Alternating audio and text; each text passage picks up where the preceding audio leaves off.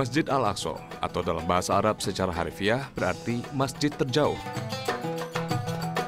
Adalah salah satu tempat suci agama Islam yang menjadi bagian dari kompleks bangunan suci di kota Yerusalem. Al-Aqsa disebut masjid terjauh karena letaknya yang berjauhan dengan Masjidil Haram di Mekah Al-Mukarramah.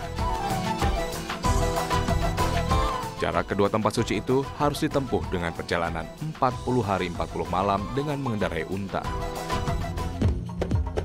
Kompleks tempat masjid ini dikenal oleh umat Islam dengan sebutan Al-Haram Asy-Syarif atau Tanah Suci yang Mulia.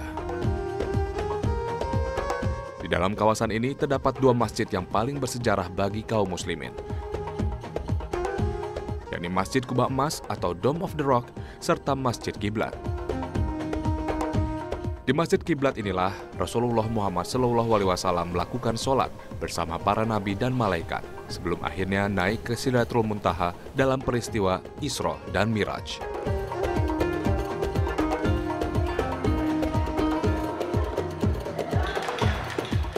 Dan alhamdulillah, sang musyafir bisa hadir di dalam kawasan yang suci dan penuh berkah ini.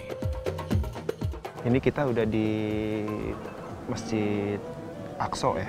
Aqsa, konon juga Rasulullah pernah sholat di sini sebelum beliau akhirnya Mi'raj. Apakah ini tempat yang disebutkan dalam Al-Quran sebelum Isra Mi'raj atau apa? Bismillahirrahmanirrahim. Karena ini Rasul bersabda dalam satu hadis, La tusaddur rihalu illa min salas, Masjidil Haram, wa Masjidil Hada, Masjid Nabawi, wa Masjidil Aqsa. Ya Rasulullah, kami telah hadir di masjid yang penuh berkah ini. Karena ini adalah saran dari Rasulullah SAW. Upayakanlah wahai kaum muslimin, melakukanlah perjalanan di 3 tempat. Ke Masjidil Haram, ke Masjid Nabawi, dan ke Masjidil Aqsa. Kita sedang berada di Masjid Kiblat. Masjid Kiblat? Ini bukan Masjidil Aqsa. Masjid Kiblat itu adalah di dalam Masjidil Aqsa. Kita sedang berada di sentralnya, sentral Masjidil Aqsa, di mana Masjid Kiblat ini adalah Rasul melakukan sholat berjamaah ketika Isra. Ketika Isra. Sholat bersama para nabi dan para rasul dan para malaikat. Rasulullah SAW diisrakan oleh Allah, melakukan perjalanan malam ke tempat ini untuk persiapan Mi'raj kepada Allah Subhanahu Wa Taala. Nah, Isra di situ adalah bahwa dia melakukan perjalanan malam, dan setibanya di sini bersama malaikat Jibril dia melakukan sholat. Dalam perjalanan Isra atau perjalanan malam dari Mekah ke Masjidil Al-Aqsa, Rasulullah Muhammad SAW telah dinantikan oleh para malaikat dan nabi untuk memimpin sholat. Sebelum akhirnya Mi'raj ke Sidratul Muntaha untuk menerima perintah langsung dari Allah Subhanahu Wa Taala, yakni perintah sholat 5 waktu. Malaikat Jibril menyarankan kepada Rasulullah, wahai Rasulullah, lakukanlah sholat berjamaah, karena para malaikat, para nabi, dan para rasul telah menunggumu. Rasulullah menjadi imam ketika itu, karena Rasul adalah Khatamul Anbiya, akhirnya para nabi. Di situ di belakangnya sudah banyak para malaikat, para anbiya, dan para rasul. Rasul menjadi imam di tempat ini. Di tempat ini yang kita pijak ini. Yang kita pijak ini. Dan ini dulu tidak ada bangunan seperti ini. Ini hanya bukit Sohro. Bukit adalah bebatuan. Nah, di wilayah ini Rasul melakukan sholat itu. Setelah melakukan Isra itu, kemudian beliau pergi ke belakang sebelah sana, yang ketika itu dia mau naik buraq menuju Mi'raj kepada Allah Subhanahu Wa Taala. Sehingga di sana, karena di sana itu adalah begitu tinggi buraq, beliau tentu perlu tangga. Nah, tangga ketika itu tempat berpijak. Sehingga Allah dengan kekuasaannya menampakkan kekuasaan itu kepada Rasulullah. Dia injak batu yang sekarang dikenal dengan batu itu adalah the Dome of the Rock, yang di saat itu. Batu itu mengangkat untuk supaya Rasul bisa naik ke pundaknya buraq. Nah, itu yang tempat itu berada di belakang kita. Ini adalah namanya Masjid Kiblat, dan sana disebut dengan Masjid Qubatus Sokhra, yang di dalamnya ada batu. Kang, jadi selama ini yang disebut Masjidil Aqsa yang selama di Indonesia kan disebutnya Masjidil Aqsa tuh yang ini kan. Itu berarti Masjid Kiblat. Masjid Kiblat ya. Karena kiblat pertama di sini. Kiblat Kalau pertama Muslim. di sini ya. Tapi yang disebut Masjidil Aqsa Keseluruhan. kesulah gitu. Oke. Kang, kita jalan ke sana lagi, Kang. Kita lihat coba. mimbar di sana, Kang. Peristiwa Isra Miraj Rasulullah terjadi di tahun ke-10 kenabiannya. Masa tersebut dikenal pula dengan tahun kesedihan bagi Rasulullah. Di tahun itulah beliau ditinggalkan oleh pamannya Abu Thalib dan istrinya Siti Khadijah. Dan perintah sholat 5 waktu bagaikan obat mujarab dari Allah Subhanahu wa Ta'ala untuk menghilangkan kesedihan Rasulullah. Kang, setelah Rasulullah melakukan Isra, kemudian Rasulullah dimi'rajkan oleh Allah. Gitu. Sebetulnya apa sih yang terjadi pada Mi'raj Rasulullah? Itu yang pertama. Yang kedua, apa sih yang melandasi kemudian Allah mengisra dan memi'rajkan Rasulullah pada saat itu? Terima kasih Kang Rani. Pertanyaan itu terkapar dalam satu ayat yang Allah turunkan dalam surat Al-Isra. Subhanalladzi asra bi'abdihi laylan minal masjidil harami ilal masjidil aqsa alladzi barakna hawlahu linuriyahu min ayatina. Innahu huwas sami'ul basir. Allah mau mengisrakan Rasulullah dan memi'rajkannya. Apa yang melatar belakangi peristiwa itu? Peristiwa itu terjadi ketika masa kenabian Rasul ke-10 tahun. 10 tahun. Kenabian Rasulullah SAW. Umur beliau sekitar 50 tahun. 50 tahunan. Yang melandasi itu adalah ketika pada tahun itu dikenal di Mekah Al-Mukarramah tahun Amul Huzni, tahun kesedihan. Rasul dalam keadaan kesedihan ketika itu. Pertama, beliau ditinggalkan pamannya Abu Thalib. Beliau yang membackup perjuangan baginda Nabi Muhammad SAW dengan kewibawaannya, dengan nalarnya. Yang kedua, baginda Nabi pun ditinggalkan oleh istri tercintanya, Sayyidatina Khadijatul Kubra. Beliau yang melindunginya, beliau yang memberikan dananya, beliau yang menenangkan hatinya. Dua pemuka yang sangat mewarnai kehidupan baginda Nabi meninggal ketika itu. Kemudian baginda Nabi setelah meninggal itu sangat sedih sekali beliau, sehingga dikenal pada tahun itu adalah Amul Huzni, tahun sangat kesedihan sekali. Lagi-lagi ketika itu ada kaum dari Bani Taif menawarkan kepada beliau, "Ya Muhammad, sudahlah pergi ke Taif, kami akan membackup perjuangan itu." Ternyata kaum itu menipunya, memakar, jadi makar ketika itu. Dilempari dia batunya, dilempari semua badan-badannya, sehingga beliau sangat sedih sekali. Pulang dari Taif dalam keadaan kesedihan itu. Allah melihat kesedihan itu. Sehingga Rasulullah diisrakan oleh Allah Subhanahu wa Ta'ala. Ya Muhammad, Allah memberikan pertolongan ketika kepada Nabi, mengisrakan Rasulullah dalam satu malam saja, lailan dalam satu malam. Beliau diisrakan pada malam hari ke tempat ini dari Masjidil Haram ke Masjidil Aqsa, yang sekarang kita berada di sentralnya Masjidil Aqsa. Tempat ini sangat bersejarah sekali, sehingga terima kasih sang musafir kita bisa hadir di tempat yang mulia ini. Beliau di sini adalah dipersiapkan oleh Allah untuk mendapatkan perintah yang sangat istimewa, itu adalah perintah sholat. Ternyata sholat itu menjadi obat bagi baginda Nabi, obat bagi kita semua kaum muslimin. Kemudian beliau mi'raj ke langit, ke Sidratul Muntaha. Di langit pertama, Rasul ketemu Nabiullah Adam alaihissalam. Kemudian ketemu di langit kedua Nabiullah Yusuf alaihissalam. Ketika ketemu Nabiullah Khidir alaihissalam, ketemu Nabi Isa, sampai di langit ketujuh ketemu Nabi Ibrahim alaihissalam. Ketika itu beliau didampingi oleh malaikat Jibril alaihissalam sampai ke Sidratul Muntaha. Kalau engkau dirundung masalah, kalau engkau dalam keadaan punya sesuatu hajat, salatlah 2 rakaat.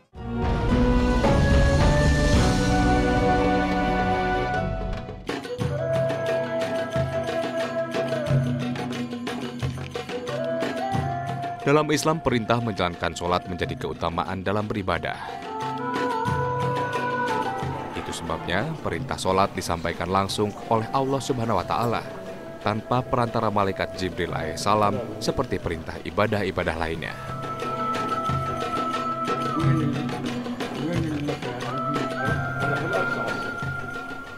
Rasul menerima perintah dari Allah Subhanahu wa Ta'ala untuk mendapatkan perintah sholat. Pertama-tama mendapat perintah sholat adalah 50 waktu dalam sehari. Diterimalah sholat itu dan Rasul kembali ke bawah. Langit 1, kedua, ketiga. Lagi-lagi ketemu dengan Nabiullah Musa alaihissalam. Nabi Musa dan Nabi Muhammad berdialog ketika itu. Dapat perintah apa ya Muhammad? Kami dapat perintah sholat 50 waktu. Nabi Musa menjawabnya, ya Muhammad, kembalilah kepada Allah. Mintalah keringanan kepada Allah. Karena umatku, Bani Israel, ketika dapat perintah sholat 50 waktu dalam sehari, tidak kuat. Tidak sanggup. Apalagi umatmu, wahai Muhammad, umat yang tidak kuat daya dan kecil mungkin. Rasul bolak-balik ke atas kepada Allah untuk mendapatkan keringanan itu. Dan pada akhirnya, pada endingnya Rasul mendapatkan keringanan dari Allah, rukhsah dari Allah, dapat perintah waktu dalam sehari 5 kali. 5 kali. Dalam sehari, 5 kali sholat dalam sehari. Tetapi pahalanya sama dengan 50 waktu sholat ketika zaman Nabi Musa alaihissalam. Beliau kembali, kenapa di sana ada Asra bi abdi lailan, 1/3 malam saja. Dia sudah kembali ke Mekah Al-Mukarramah. Rasulullah mendapat perintah sholat, dan dalam salah satu hadis disebutkan bahwa sholatlah kalian seperti aku sholat. Apakah tata cara sholat yang sekarang dilakukan oleh Rasulullah adalah perintah langsung dari Allah Subhanahu wa Ta'ala? Ya, Rasul bersabda kepada para sahabat, yang termasuk kepada kita umatnya, "Shallu kama ra'aitumuni usolli." Wahai para sahabat, wahai umatku, sholatlah kalian sebagaimana engkau melihat aku sholat. Sholat itu dipercontohkan sebagaimana Rasul melihat. Sehingga sholat itu ada ruku, ada sujud, ada takbir. Sehingga sholat itu adalah diawali dengan takbir, diakhiri dengan salam. Itu perintah langsung ya? Perintah langsung adalah semua rukun Islam ada 5. Pertama syahadat, kedua sholat, ketiga zakat, keempat puasa, kelima haji. Hanya satu yang langsung Rasul menerimanya dari Allah, yaitu sholat. Kalau zakat, puasa itu melalui perintah, melalui sekretarisnya, Malaikat Jibril alaihissalam. Allah bersabda ke Malaikat Jibril, ya Jibril sampaikan perintah zakat. Malaikat Jibril sampaikan kepada Rasulullah. Ya Jibril sampaikan perintah puasa, sampaikan kepada Rasulullah. Ya Jibril perintahkan haji, sampaikan kepada Rasulullah. Tetapi sholat, Allah tidak mau mewahyukan kepada Malaikat Jibril, tapi ingin langsung kepada Rasulullah SAW. Itu menjadi obat, kesedihannya hilang. Sehingga sholat adalah menjadi pelipur lara bagi Rasulullah dan bagi kita umatnya. Kitab-kitab hadis menjelaskan bahwa Muhammad mengajarkan umat Islam berkiblat ke arah Masjid Al-Aqsa atau Baitul Maqdis hingga 18 bulan lamanya setelah hijrah ke Madinah. Setelah itu, baru kiblat sholat berubah arah ke Ka'bah di Mekah hingga sekarang. Kang, ini tempat apa nih, Kang? Ini Mihrab Nabiullah Zakaria. Nabiullah Zakaria. Kang, tadi pertanyaan saya tentang sholat belum terjawab nih, Kang. Ya. Saya masih tertarik dengan tentang penjelasan Kang tentang sholat. Seberapa pentingkah sholat bagi umat Islam sehingga Allah menurunkan sholat, perintah sholat kepada Rasulullah secara langsung? Seberapa penting sih, Kang, sholat? Ya, makasih Kang Rani. As-sholatu imaduddin, paman tarokaha faqad hadamantin. Sholat itu adalah tiang agama. Jika kita meninggalkan sholat itu, berarti kita telah menghancurkan agama itu. Agama bagaikan sholat itu bagaikan pondasi dalam rumah. Ketika pondasi tidak kokoh, maka rumah itu akan hancur. Ketika negara itu tidak dibangun dengan gerakan Allah, akan hancur. Saking pentingnya itu sholat, Allah tidak mau memberikan wahyu sholat itu melalui perantara. Allah ingin langsung memberikan kepada Rasulullah SAW. Saking pentingnya itu sholat. Rasul berkali-kali menyatakan kepada para sahabatnya, liqadul hajati sholli raka'atain min ghairi fardhah mutlaqatan. Kalau engkau dirundung masalah, kalau engkau dalam keadaan punya sesuatu hajat, salatlah 2 rakaat mutlaqatan, Karena dengan sholat itu menarik kekuatan itu. Kita lihat sampai sholat itu menjadi suatu kekuatan yang dahsyat untuk kaum muslimat. Kita melihat ketika sholat di Masjidil Haram, di Masjidil Aqsa, di Masjid Nabawi, sampai Allah memberikan reward kepada kaum muslimin. Ketika engkau sholat di Masjidil Haram, engkau mendapatkan pahala 100.000 pahala. Ketika engkau sholat di Masjid Nabawi, di Madinatul Munawwarah, engkau akan dapat pahala 1000 kali sholat dibanding masjid yang lainnya. Dan ketika engkau sholat di Masjidil Aqsa, yang sekarang kita berada di sentralnya, itu sama dengan 500 kali sholat yang lainnya. Apanya sih yang salah? Kemudian umat muslim banyak yang rajin melakukan sholat, tapi kemungkaran masih merajalela.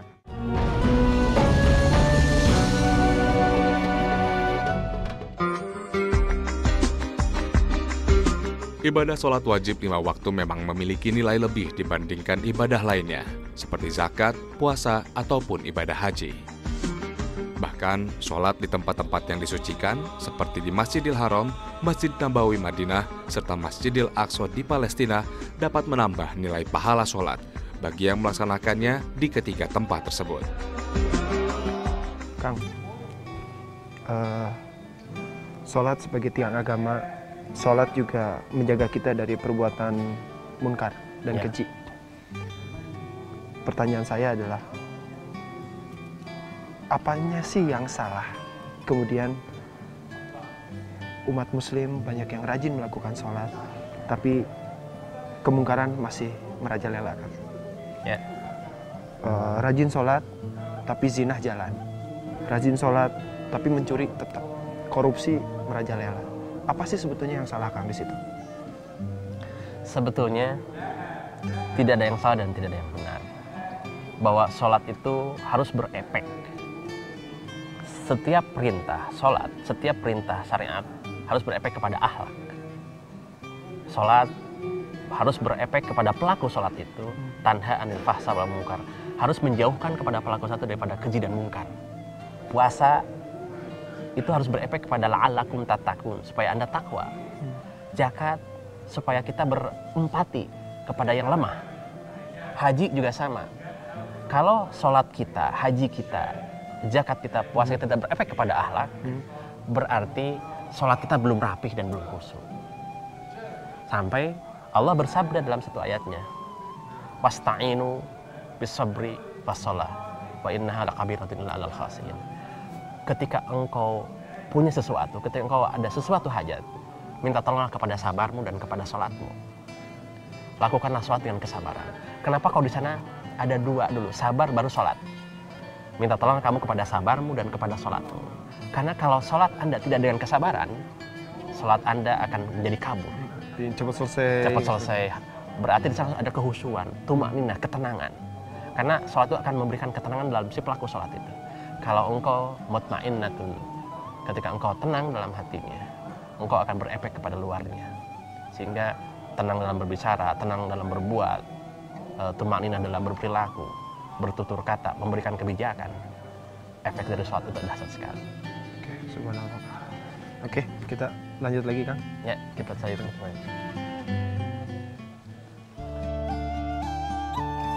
Namun sayang, sejak tahun 1967, kawasan Masjidil Aqsa di dalam kota Yerusalem yang sangat bersejarah bagi kaum muslimin ini kini telah berada di dalam kekuasaan negara Israel.